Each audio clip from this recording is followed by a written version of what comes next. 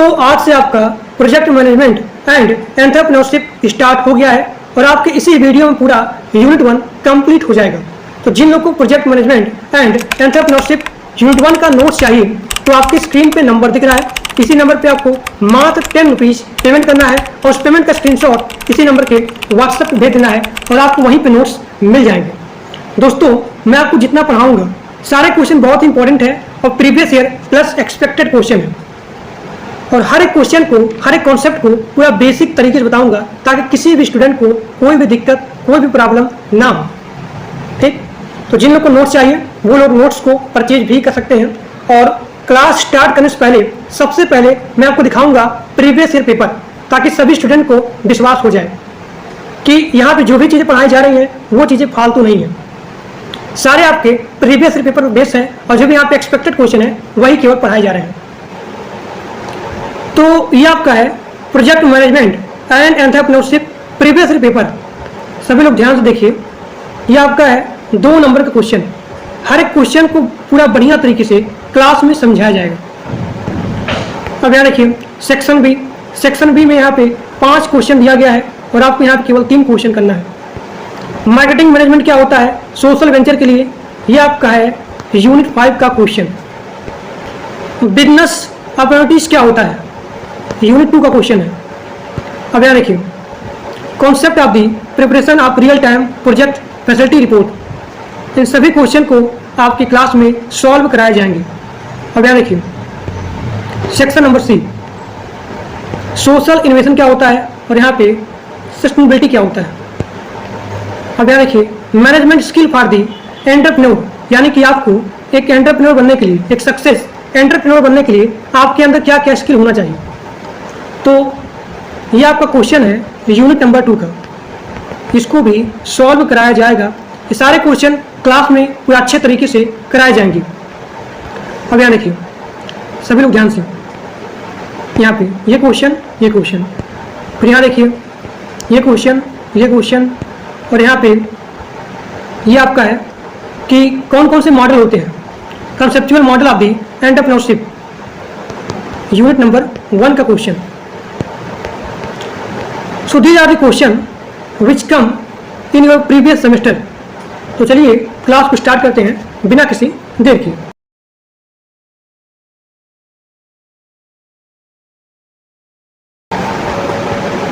अब यहाँ पे आपका पहला क्वेश्चन जो कि आपके सेमेस्टर एग्जाम के लिए बहुत ही ज़्यादा इंपॉर्टेंट है, वो है एंटरप्रेन्योर किसे कहते हैं। तो आप लिखेंगे एंटरप्रेन्योर फ्रेंच वर्ड से वर्जिन हुआ है, फ्रेंच वर्ड एंटरप्रेन्योर से वर्जिन हुआ है, जिसका मतलब होता है अंडरटेक, यानी कि रिस्क लेना, रिस्पॉन्सिबिलिटी लेना, जिम्मेदारी लेना, रिस्क लेना। तो एंटरप्रेन्योर फ्रेंच वर्ड एंटरप्रेन्योर से लिया गया है, जिसका मतलब होता है अंडरटेक, यानी कि रिस्क को लेना, रिस्पॉन्सिबिलिटी को लेना। अब यहाँ देखिए एंटरप्रेन्योर शब्द सबसे पहले किसने यूज किया था, तो रिचार्ड कैंटलिन ने सबसे पहले एंटरप्रेन्योर शब्द को यूज किया था। इन्होंने एक ऐसे लिखा था नेचर ऑफ कॉमर्स, तो उसी में सबसे पहले एंटरप्रेन्योर शब्द का यूज किया था।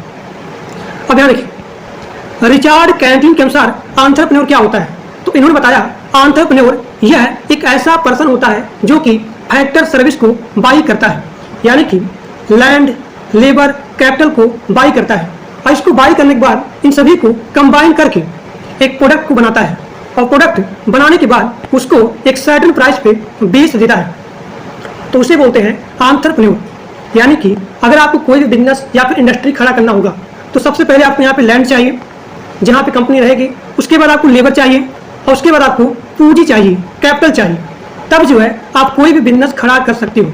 जब यहाँ पे बिजनेस बन जाएगा तब आप यहाँ पे इस बिजनेस के अंदर किसी भी प्रोडक्ट का निर्माण करोगे या फिर मैन्युफैक्चर करोगे और उसके बाद आप उसको बेच दोगे। तो इन्होंने बताया इसको बोलते हैं एंटरप्रेन्योर।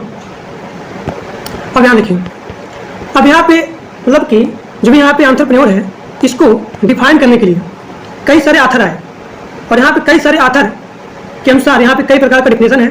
तो यहाँ पे ये आपका हो गया रिचार्ड कैंटलिन के अनुसार एंटरप्रेन्योर का डिफिनेशन। अब यहाँ देखिए, अब यहाँ पे अगले ऑथर आते हैं या फिर इकोनॉमिस्ट आते हैं जिनका नाम है जीन बैप्टिस्ट। इन्होंने बताया कि एंटरप्रेन्योर यह जो है एक इकोनॉमिक एजेंट होता है, जिसका मतलब होता है प्रोडक्शन करना, यानी कि लैंड, लेबर, कैपिटल, इन सभी को आपस में कंबाइन करके एक प्रोडक्ट को प्रोड्यूस कर देना। और प्रोड्यूस करने के बाद यहाँ पे जो भी प्रोडक्ट है उसको बेच देना। अब बेचने के बाद जो आपने लैंड लिया है उसको आप रेंट दोगे, किराया दोगे, और जो भी यहाँ पे लेबर है उसको आप बेच दोगे, यानी कि वेतन दोगे, और जिससे आपने पूंजी लिया है उसको आप ब्याज दोगे। तो जो पैसा आपने बेचा, तो सबसे पहले जो भी आपने लैंड लिया है उसको आप किराया दोगे, लेबर को आप वेतन दोगे, और जो भी यहाँ पे कैपिटल जिससे आप लिए हो उसको आप ब्याज दोगे। तो इन सभी के बाद जो भी आपके पास पैसा बचा है तो वो आपका होगा प्रॉफिट। तो इसे बोलते हैं एंटरप्रेन्योर। तो ये बता रहे हैं जीन बैप्टिस्ट। इन्होंने बताया कि जो भी यहाँ पे कैपिटलिस्ट होता है वह जो है फाइनेंस प्रोवाइड करता है, और जो भी यहाँ पे एंटरप्रेन्योर होता है यह जो है ऑर्गेनाइजर होता है। और यही एंटरप्रेन्योर यहाँ पे जो भी ऑर्गेनाइज होता है और जो भी यहाँ पे सुपरवाइज होता है, इनके बीच में कोऑर्डिनेशन का काम करने का काम किसका होता है? एंटरप्रेन्योर का होता है। तो ये आपका डिफिनेशन हो गया by the Jean Baptiste author. ठीक, अब यहाँ पे अगले अथर आते हैं जिनका नाम है जोसेफ स्टम्पटर। ठीक, जोसेफ स्टम्पटर। इन्होंने बताया कि जो भी यहाँ पे एंटरप्रेन्योर होता है यह एक इन्वेटर होता है, यानी कि नई नई टेक्नोलॉजी का इनोवेशन करता है, नए नए प्रोडक्ट का इनोवेशन करता है। जो प्रोडक्ट मार्केट में नहीं है उसको लेके आता है, तो उसे बोलते हैं एंटरप्रेन्योर। अगर यहाँ पे न्यू टेक्नोलॉजी आएगा, नया नया प्रोडक्ट आएगा जो प्रोडक्ट मार्केट में नहीं है, यानी कि सारे लोग जो भी यहाँ पे मार्केट हैं, जो भी यहाँ पे कस्टमर हैं, जो भी यहाँ पे यूजर हैं, वो सारे यूजर आपके प्रोडक्ट को परचेज करेंगे। यानी कि जब आप इन्वेशन करोगे तो उसका डिमांड बहुत ही ज़्यादा होगा।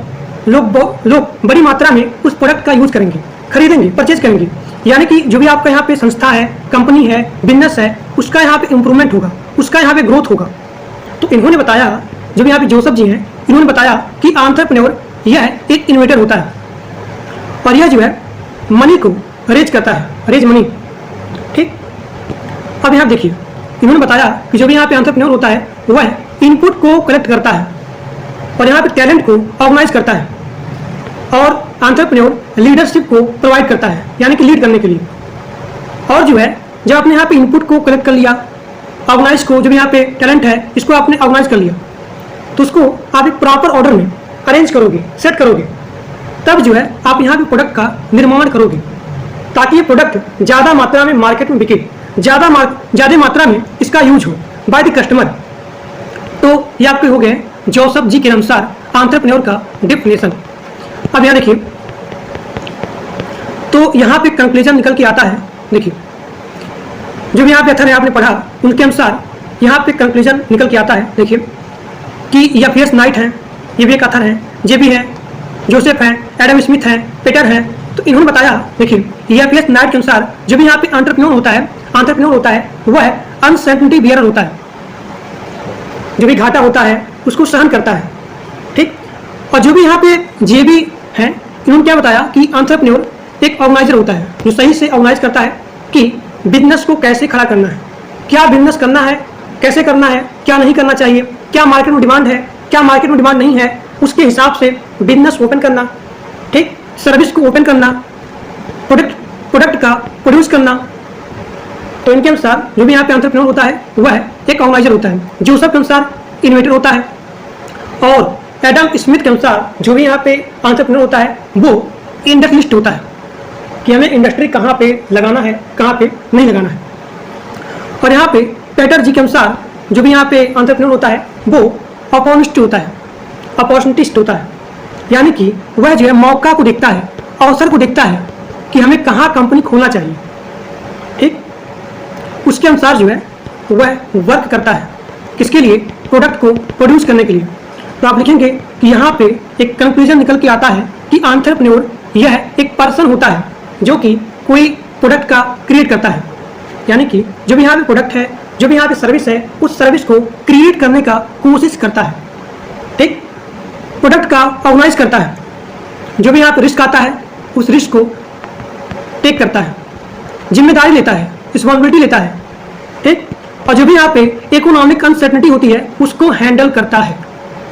अब यहाँ पे इकोनॉमिक अनसर्टेनिटी में आ गया एंटरप्राइज।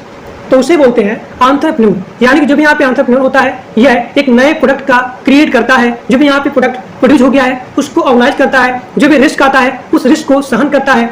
ठीक, जो भी यहाँ पे उसका घाटा हो गया, मुनाफा हो गया, तो इसको सहन करता है। ठीक, इसको हैंडल करता है। जो भी रिस्क आता है इसको हैंडल करता है। जैसे कि यहाँ पे एग्जाम्पल हो गया जमशेद जी, जब यहाँ पे टाटा हो गए, बिरला हो गए, फिर यहाँ पे जमनलाल हो गए, धीरू भाई अंबानी हो गए। So these are the entrepreneur. अब यहाँ पे आपका अगला है एंटरप्रेन्योर का कैरेक्टरिस्टिक्स क्या होता है। तो आप लिखेंगे एंटरप्रेन्योर हाईली अचीवमेंट ओरिएंटेड होता है, एथियस्टिक होता है और यहाँ पे एनर्जेटिक पर्सन होता है, जिसके अंदर ये सारी यहाँ पे कैरेक्टरिस्टिक्स होती हैं। यानी कि रिस्क को टेकर करना, हमें कहाँ पे रिस्क हो सकती है, या फिर जो हमने बिजनेस को खड़ा किया है, ओपन किया है, तो यहाँ पे क्या क्या रिस्क आ सकती है, क्या क्या रिस्क नहीं आ सकती है, तो उसको पहले से ही कैलकुलेट कर लेता है। ठीक, अब यहाँ देखिए, इसका आप लोग लिख सकते हैं कि जब यहाँ पे एंटरप्रेन्योर होता है इसको पहले से ही पता होता है, या फिर पहले से ही प्रेडिक्ट कर लेता है कि मार्केट में प्रोडक्ट का क्या डिमांड है। इसने जो भी यहाँ पे प्रोडक्ट को बनाया है वो प्रोडक्ट क्या मार्केट में सही तरीके से चलेगा या फिर नहीं चलेगा, तो इन सभी के बारे में ऑलरेडी प्लानिंग करना, तो उसे बोलते हैं एंटरप्रेन्योर कैरेक्टरिस्टिक्स। तो पहला आपका हो गया रिस्क टेकर कैलकुलेटेड, और दूसरा आपका होता है एंटरप्रेन्योर के अंदर इनोवेटर होता है। यानी कि जब यहाँ पे एंटरप्रेन्योर होता है वो एंटरप्रेन्योर इनोवेटर होता है। यानी कि नए न्यू टेक्नोलॉजी का डेवलप करना, न्यू प्रोडक्ट का निर्माण करना, जो प्रोडक्ट जो टेक्नोलॉजी मार्केट में नहीं है उस चीज़ को प्रोड्यूस करना, ताकि मार्केट में उसका ज़्यादा डिमांड हो, मार्केट में उसका ज़्यादा यूज हो। जब यहाँ पे मार्केट में ज़्यादा डिमांड होगा, ज़्यादा यूज होगा, ज़्यादा लोग परचेज करेंगे, यानी कि जो भी यहाँ पे बिजनेस है, जो भी यहाँ पे एंटरप्रेन्योरशिप है, उसका यहाँ पे ग्रोथ होगा। जो भी आपकी कंपनी है, जो भी इसका बिजनेस है, वो बिजनेस यहाँ पे बहुत ही आगे जाएगा, बहुत ही इंप्रूवमेंट होगा। ठीक, और जो भी एंटरप्रेन्योर होता है वह एक ऑर्गेनाइजर होता है, जिसके बारे में बताया था JBC ने, अभी आपने पीछे पढ़ा। अब यहाँ देखिए, जो भी यहाँ पे एंटरप्रेन्योर होता है वो अनसर्टेनिटी बियरर होता है। जो भी यहाँ पे घाटा होता है, मुनाफा होता है, उसको सहने का जो कैपेसिटी होती है, वो कैपेसिटी एंटरप्रेन्योर के अंदर होनी चाहिए। ठीक, एंटरप्रेन्योर क्रिएटिव होता है, यानी कि नए टेक्नोलॉजी क्या हमें प्रोड्यूस करना है, क्या हमें प्रोड्यूस नहीं करना है, क्या मार्केट में उसका डिमांड होगा या फिर नहीं होगा, इन सभी के बारे में सोचना, यानी कि क्रिएटिविटी माइंड का होता है एंटरप्रेन्योर। अब यहाँ देखिए, एंटरप्रेन्योर सेल्फ कॉन्फिडेंट होता है, यानी कि मोटिवेट होता है। ठीक, एंटरप्रेन्योर ऑप्टिमिस्टिक होता है, यानी कि पॉजिटिव थिंकर होता है। ये नहीं सोचता है कि अगर हमने मान लीजिए बिजनेस को ओपन कर लिया, तो हमेशा आपको पॉजिटिव सोचना चाहिए कि हमारा बिजनेस आज नहीं तो कल चलेगा। अब यहाँ देखिए, एंटरप्रेन्योर डिसीजन मेकर होता है, यानी कि अच्छे तरीके से प्लान करता है, अच्छे तरीके से बिजनेस मॉडल को क्रिएट करता है, ताकि आपका प्रोडक्ट मार्केट में ज़्यादा मात्रा में यूज हो, डिमांड बहुत ही ज़्यादा हो। ठीक, और जो भी आप प्रोडक्ट को बना रहे हो, तो बनाने से पहले आपको सबसे पहले बिजनेस मॉडल को बनाइए, यानी कि आप डिसीजन मेकिंग करिए कि यहाँ पे क्या क्या त्रुटियाँ या फिर एरर आ सकता है। तो प्रोडक्ट बनाने से पहले आपको डिसीजन प्लानिंग करना पड़ेगा, डिसीजन मेकिंग करना पड़ेगा। तो जो भी एंटरप्रेन्योर होता है वो डिसीजन मेकर होता है, और यहाँ पे एक्शन ओरिएंटेड होता है, यानी कि ये नहीं कि आप केवल सोचते ही चले जाओ, जो आप सोचो उसको आप इम्प्लीमेंट भी करो। अब यहाँ देखिए, एंटरप्रेन्योर विजनरी भी होता है, यानी कि दूरदृष्टि का सोचने वाला भी होता है। एंटरप्रेन्योर बिजनेस प्लानर भी होता है।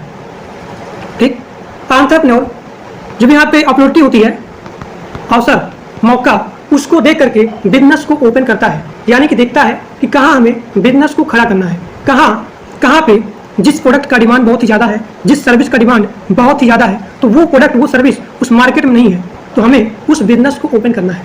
यानी कि अवसर देख करके बिजनेस को ओपन करना।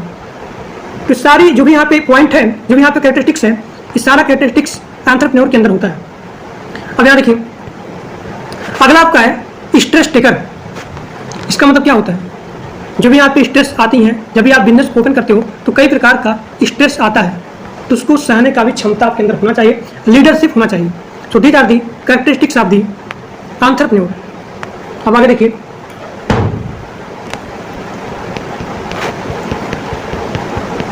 अब यहाँ पे कई सारे ऑथर हैं जिन्होंने एंटरप्रेन्योर के बारे में बताया, और उन्होंने डिफाइन भी किया है कि एंटरप्रेन्योर का फंक्शन क्या होता है, फंक्शन क्या होता है।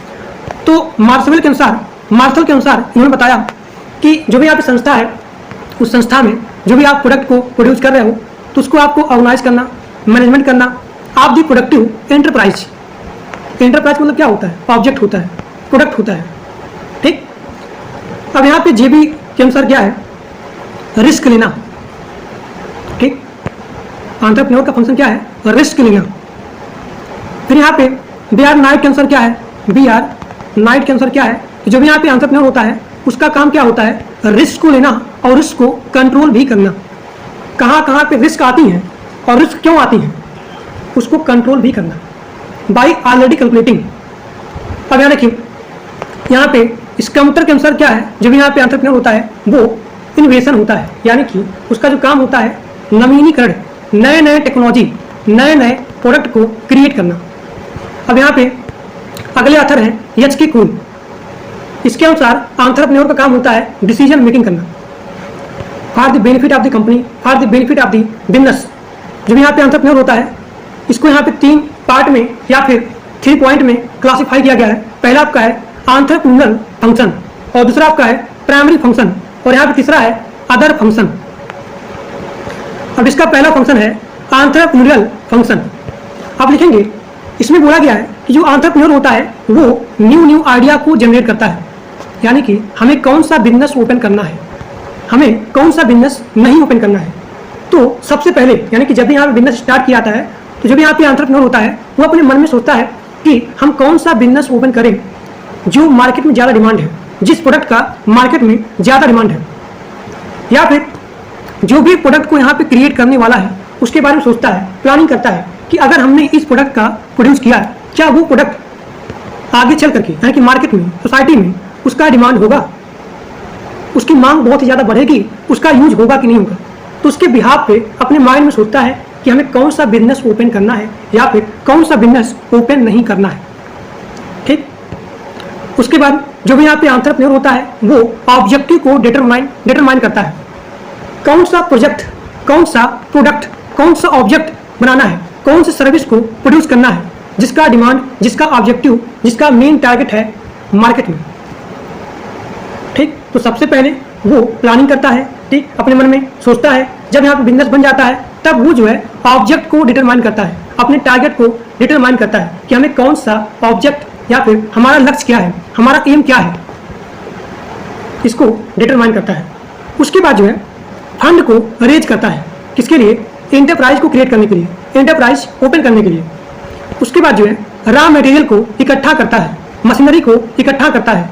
फिर यहाँ पे मार्केट रिसर्च करता है कि मार्केट में किस प्रोडक्ट का, किस सर्विस का बहुत ही ज़्यादा डिमांड है या फिर कौन से प्रोडक्ट का मार्केट में डिमांड नहीं है। उसी हिसाब से अपने संस्था में, अपने कंपनी में, अपने बिजनेस में काम किया जाता है। उसके बाद जो है यहाँ पे एंटरप्राइज को डिटरमाइन करता है। जब यहाँ पे प्रोडक्ट बन जाता है उसको डिटरमाइन करता है। मैन पावर रिक्रूटमेंट, फिर यहाँ पे प्रोजेक्ट को इम्प्लीमेंट करता है। So these are the function of the entrepreneurial function. अब यहाँ पे आपका अगला फंक्शन है प्राइमरी फंक्शन, यानी कि जो भी यहाँ पे एंटरप्रेन्योर होता है वो जो है प्लानिंग करता है। किसके लिए? एक संस्था के लिए, एक ऑर्गेनाइजेशन के लिए। डिसीजन मेकिंग करता है, मैनेजमेंट करता है, न्यू टेक्नोलॉजी का, न्यू प्रोडक्ट का इनोवेशन करता है, नवीनीकरण करता है। अब यहाँ देखिए, जो भी रिस्क आता है उसको सहन करता है, जो भी बाधाएं आती हैं उसको सहन करता है। जो भी घाटा हो गया, मुनाफा हो गया, ठीक, लॉस हो गया, प्रॉफिट नहीं हुआ, उसको सहन करने का काम किसका होता है? एंटरप्रेन्योर का होता है, यानी कि रिस्क बियरिंग। अब यहाँ पे आपका अगला है अनसर्टेनिटी बियरिंग, जैसे कि ट्रेड को लेकर के, क्रेडिट, मार्केट में ट्रेंड को लेकर के। अब यहाँ पे आपका अगला है अदर फंक्शन। अदर फंक्शन में आप लिखेंगे कि अगर कंपनी चल जाती है तो एंटरप्रेन्योर का काम होता है कि जो भी उसका प्रोडक्शन हो रहा है उसके प्रोडक्शन को क्लासिफाई करना या फिर डाइवर्स करना, ये काम होता है एंटरप्रेन्योर का। यानी कि अगर यहाँ पे कंपनी का प्रोडक्ट बहुत ही ज़्यादा मात्रा में डिमांड होगा, यूज होगा, तो उसके प्रोडक्शन को आपको क्लासिफाई करना है, डाइवर्स करना है, ताकि कंपनी का विकास हो, कंपनी का इंप्रूवमेंट हो, ग्रोथ हो। और उसके बाद एंटरप्राइज को एक्सपेंशन करना है, बढ़ाना है, एम्प्लॉयर के बीच में और यहाँ पे एम्प्लॉय के बीच में, इन दोनों के बीच में जो भी यहाँ होता है रिलेशनशिप, उसको मेंटेन करना है, कोऑर्डिनेशन करना है। ठीक, अब यहाँ देखिए लेबर के अंदर कई सारी प्रॉब्लम होती है, तो उसको टैकल करने का काम किसका होता है? एंटरप्रेन्योर का होता है। सो this is the other function of the entrepreneur. देखिए एंटरप्रेन्योर को यहाँ पे 3 पार्ट में क्लासिफाई किया गया था। पहला आपका था एंटरप्रेन्योरियल फंक्शन, और दूसरा आपका था प्राइमरी फंक्शन, और तीसरा आपका था अदर फंक्शन। अब आगे देखिए ये सारे क्वेश्चन बहुत इंपॉर्टेंट है, 10 नंबर में पूछा जाता है। अब यहाँ देखिए यहाँ पे अगले ऑथर आए जिन्होंने बताया एंटरप्रेन्योरशिप के बारे में। अभी आपने क्या पढ़ा? अभी आपने पढ़ा एंटरप्रेन्योर के बारे में। देखिए अभी आपने जो भी पढ़ा ये आपने पढ़ा एंटरप्रेन्योर के बारे में। एंटरप्रेन्योर और यहाँ पे एंटरप्रेन्योरशिप ये दोनों अलग है। एंटरप्रेन्योर क्या होता है? एंटरप्रेन्योर एक पर्सन होता है, लेकिन जो भी यहाँ पे एंटरप्रेन्योरशिप होता है यह एक बिजनेस होता है। यहाँ देखिए यहाँ पे एक ऑथर आए जिन्होंने एंटरप्रेन्योर को यहाँ पे डिफाइन किया। इन्होंने बताया कि जो भी यहाँ पे एंटरप्रेन्योर होता है वो एंटरप्रेन्योर जो भी यहाँ पे पर्पजफुल यानी कि पर्पजफुल एक्टिविटी को परफॉर्म करता है, पर्पजफुल एक्टिविटी को परफॉर्म करता है, तो उसे बोला जाता है एंटरप्रेन्योरशिप।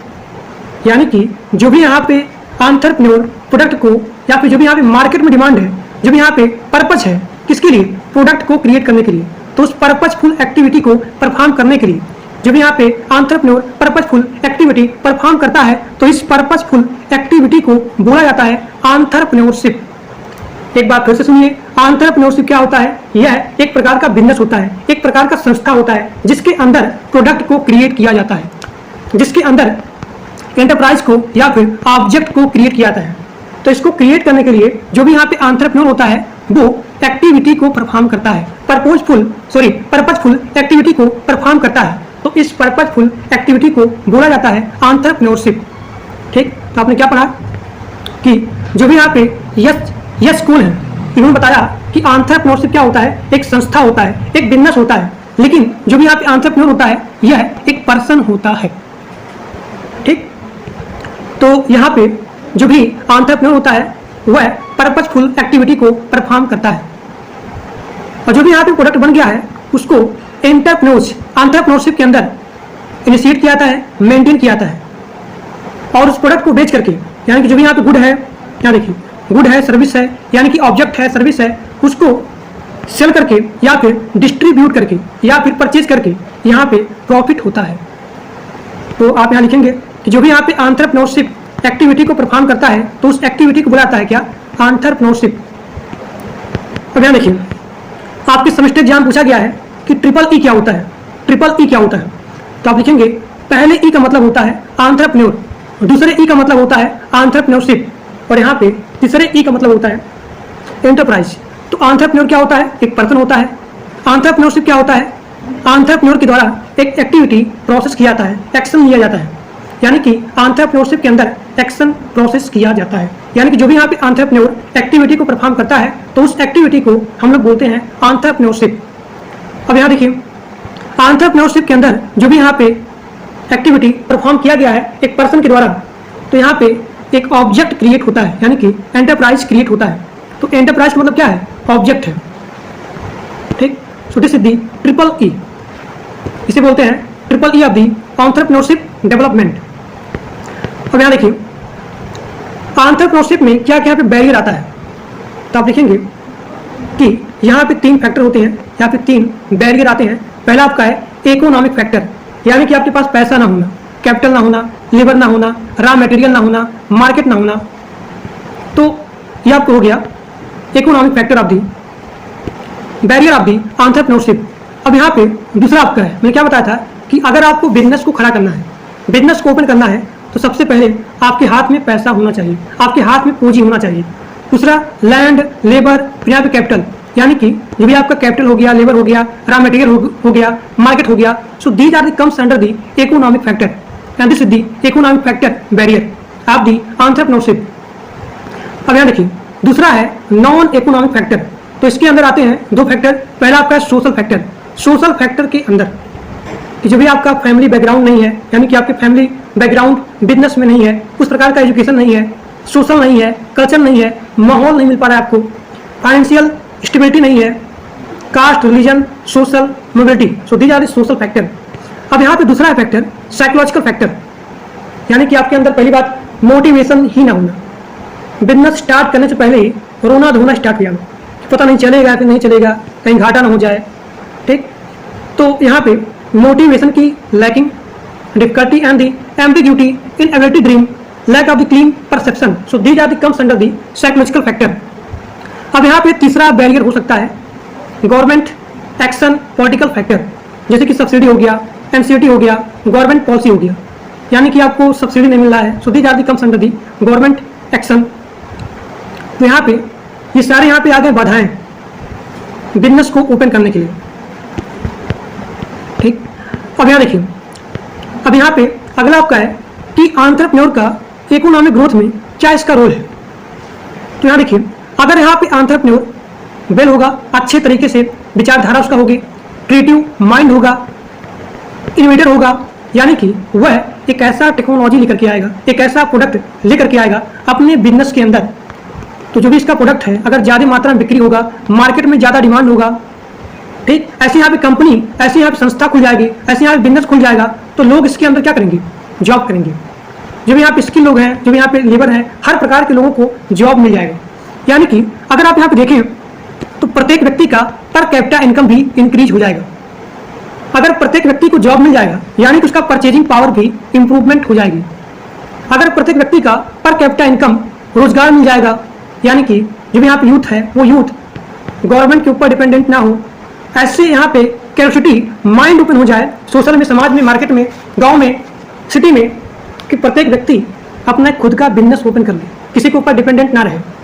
तो अगर यहाँ पे प्रत्येक व्यक्ति के पास पैसा बहुत ज़्यादा हो जाएगा, यानी कि वो पैसा बचत करेगा, किसके अंदर, सेव करेगा, बैंक के अंदर। जब बैंक के अंदर यहाँ पे सेव करेगा, या फिर अगर उसके पास पैसा आ जाएगा, सैलरी आ जाएगी, तब वो डिमांड भी करेगा, डिमांड करेगा तो मार्केट भी रनिंग करेगी।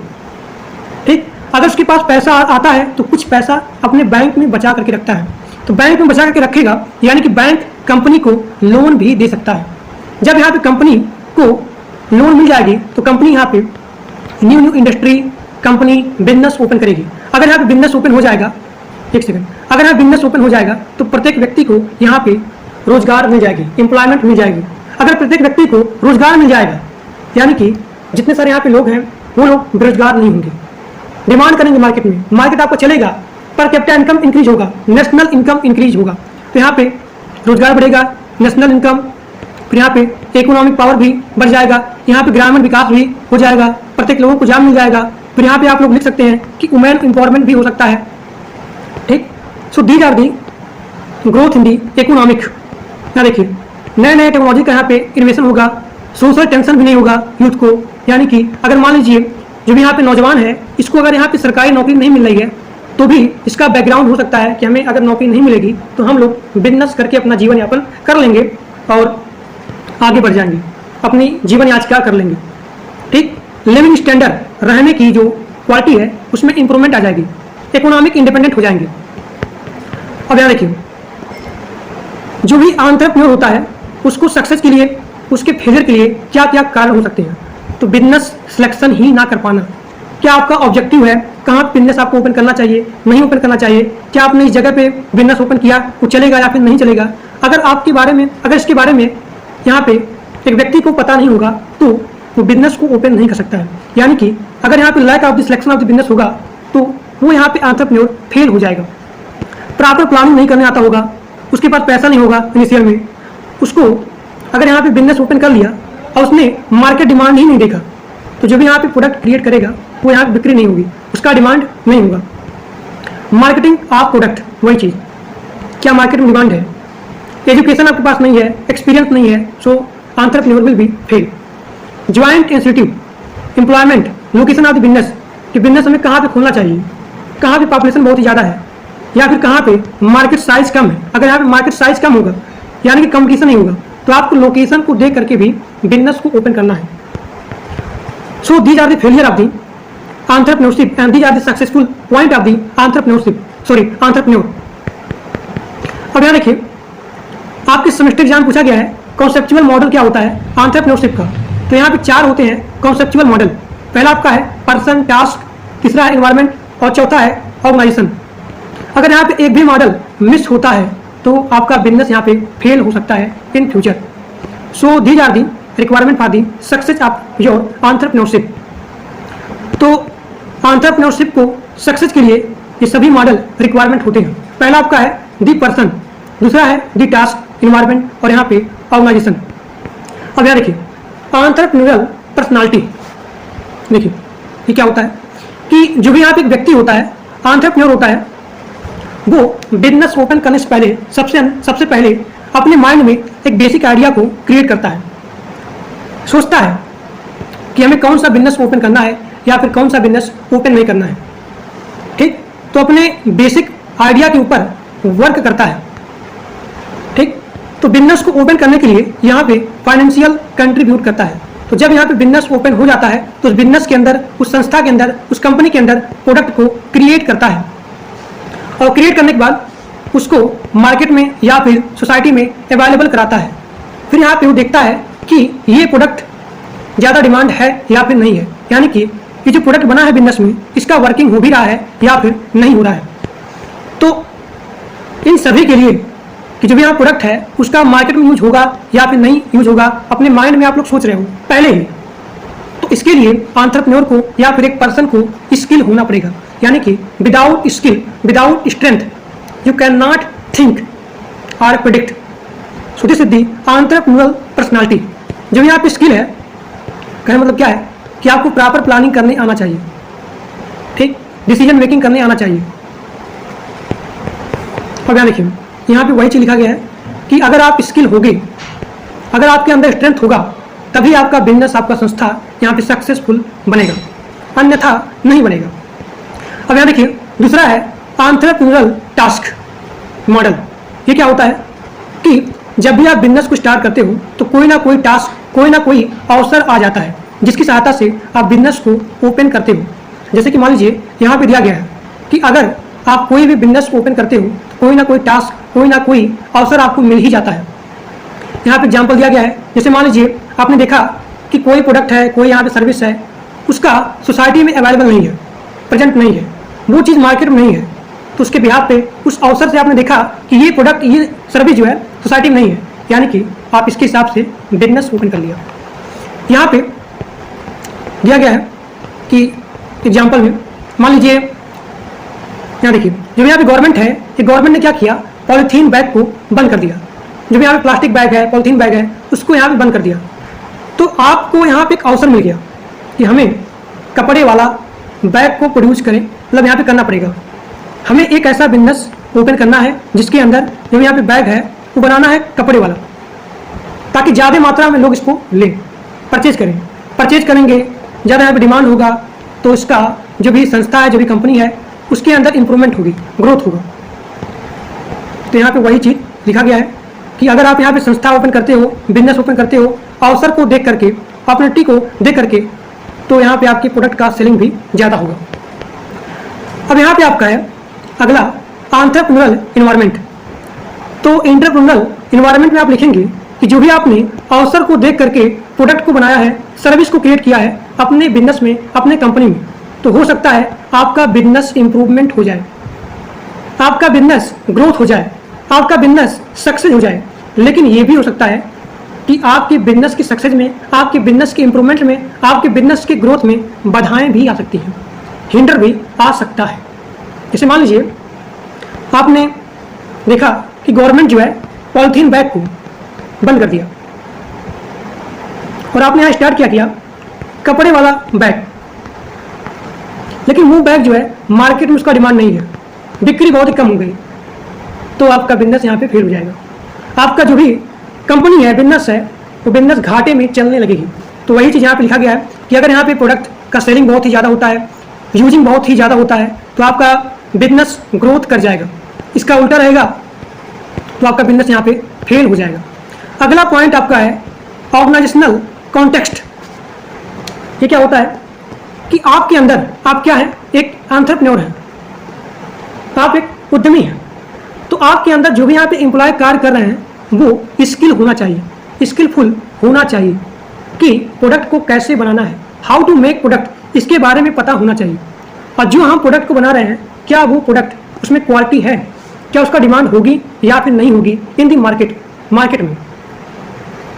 और यहाँ पे आपके अंदर जो भी यहाँ पे एम्प्लॉयमेंट या फिर जो भी लोग काम कर रहे हैं, तो उन लोगों को आपकी संस्था के स्ट्रक्चर के बारे में, मैनेजमेंट के बारे में पता होना चाहिए कि इस संस्था में कौन सा प्रोडक्ट बनाया जा रहा है, और जो भी यहाँ पे प्रोडक्ट बनाया जा रहा है उसमें क्या क्या यूज किया जा रहा है, यानी कि हाउ टू मेक प्रोडक्ट। तो आपकी संस्था के बारे में, मैनेजमेंट के बारे में लोगों को पता होना चाहिए। ठीक, अब यहाँ देखिए, यहाँ पे अगला क्वेश्चन कभी कभी 2 नंबर में, कभी कभी 10 नंबर में आता है पूरा डिटेल, कि एंटरप्रेन्योर और यहाँ पे एंटरप्रेन्योर, इन दोनों में डिफरेंस क्या होता है। तो आप लिखेंगे एंटरप्रेन्योर जो है बिजनेस को खुद ही क्रिएट करता है। जो बिजनेस को, जो संस्था को, जो कंपनी को खुद ही क्रिएट करता है उसे बोलते हैं एंटरप्रेन्योर। और जो लोग उस कंपनी में काम करते हैं उसे बोलते हैं एंटरप्रेन्योर। तो यहाँ पे जो भी एंटरप्रेन्योर होता है उसके अंदर, उसके मन में क्या होता है, आइडिया आता है, सोचता है कि हमें बिजनेस को कैसे ओपन करना है। यानी कि यहाँ पे डिसीजन मेकिंग करने का काम किसका होता है, एंटरप्रेन्योर का होता है। यहाँ देखिए, डिसीजन मेकिंग का काम किसका होता है, एंटरप्रेन्योर का होता है, एंटरप्रेन्योर का होता है। और वह जो है अथॉरिटी को होल्ड करता है और बिजनेस आइडिया को एग्जीक्यूट करता है कि बिजनेस को कैसे ओपन करना है। अब यहाँ देखिए, एंटरप्रेन्योर क्या होता है कि यह बिजनेस को क्रिएट नहीं करता है, जबकि जो भी यहाँ पे बना बनाया बिजनेस है उसमें काम करता है। और यह जो है, यानी कि एक कंपनी के अंदर जो भी यहाँ पे काम कर रहे हैं लोग, उसके अंदर कुछ नया नया थिंकिंग आता है। ठीक, तो यहाँ पे एंटरप्रेन्योर यह जो है डिटरमाइन करता है कि हमें किसका आइडिया लेना है या फिर चूज करना है for the requirement of the company. तो ये आपको हो गया एंटरप्रेन्योर। अब यहाँ देखिए, यह जो है कंपनी का मालिक होता है और यहाँ पे एंटरप्रेन्योर एम्प्लॉय होता है, यानी कि जो भी यहाँ पे कंपनी बनी बनाई होती है उसमें काम करता है। अब यहाँ देखिए, फंड जो है कौन तय करता है, तो एंटरप्रेन्योर जो है यहाँ पे फंड को एक्वायर करता है। और यहाँ देखिए, एंटरप्रेन्योर में आप लिखेंगे कि यहाँ पे जो भी मालिक होता है कंपनी का, वह जो है कंपनी के वर्कर के हिसाब से उसको फंड को दिया जाता है सैलरी के रूप में। अब यहाँ देखिए, उस कंपनी का पूरा जिम्मेदारी किसका होता है, एंटरप्रेन्योर का होता है। ठीक, और जो भी यहाँ पे जिम्मेदारी दिया जाता है, जो भी यहाँ पे प्रोजेक्ट या फिर काम करने को दिया जाता है, वो दिया जाता है किसको, एंटरप्रेन्योर को। अब यहाँ देखिए, कंपनी में जो भी यहाँ पे घाटा आता है, मुनाफा आता है, रिस्क आता है, वो कौन सा आता है, तो एंटरप्रेन्योर से आता है। एंटरप्रेन्योर जो है यहाँ पे उसको बियर करता है, लेकिन जो एंटरप्रेन्योर होता है उसको बियर नहीं करता है, उसको सहता नहीं है। रिवार्ड किसको मिलता है, अगर यहाँ पे कंपनी का जो भी प्रोडक्ट बन रहा है, अगर उसका डिमांडिंग बहुत ही ज़्यादा हो रहा है मार्केट में, तो यहाँ पे रिवार्ड किसको मिलता है, तो आप लिखेंगे एंटरप्रेन्योर को। प्रॉफिट लॉस उसको ही मिलता है, यानी कि आप लिखेंगे, लेकिन जब यहाँ पे एंटरप्रेन्योर होता है उसको रिवार्ड नहीं मिलता है, उसको सैलरी मिलती है जो कि फिक्स होती है। यानी कि चाहे कंपनी का घाटा हो या फिर मुनाफा हो, उससे उसको कोई मतलब नहीं होता है, उसको जितना सैलरी फिक्स है उतना ही मिलेगा। तो आज आपका पूरा यूनिट 1 पूरा का पूरा कंप्लीट हो चुका, project management and entrepreneurship unit 1। तो आज के लिए बस इतना ही। Thank you.